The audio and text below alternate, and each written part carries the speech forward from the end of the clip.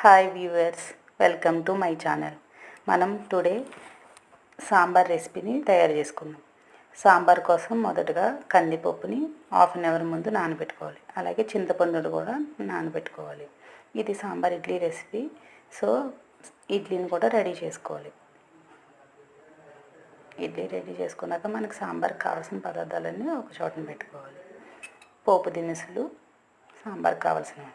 ఇడ్లీ ఉడికాక పక్కన ఉంచుకుని తర్వాత నానబెట్టుకున్న కందిపప్పును వాష్ చేసుకుని 3 విజిల్స్ రానిచ్చి ఉంచుకోవాలి.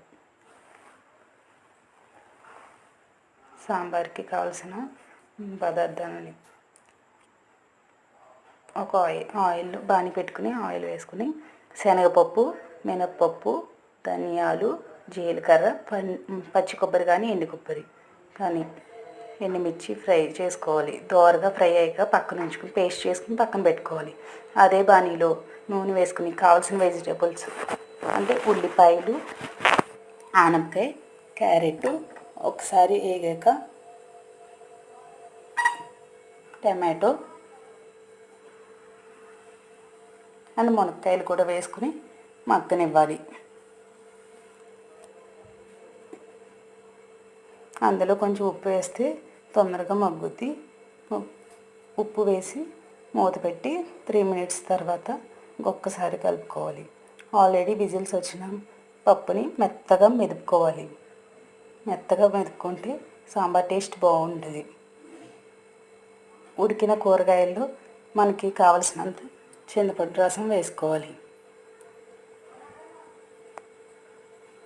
అందులోనే ఉప్పు, పసుపు, కారం వేసుకుని ఇంకొక 3 మినిట్స్ మగ్గనివ్వాలి.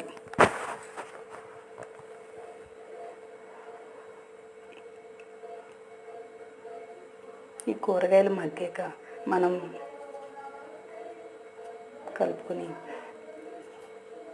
ముందుగా పేస్ట్ చేసి పెట్టుకున్న శనగపప్పు మసాలా పేస్ట్ని ఇందులో వేసుకుని కలుపుకొని కందిపప్పు మెదిపిన దాంట్లో ఈ కూరగాయలు మొత్తం వేసుకోవాలి.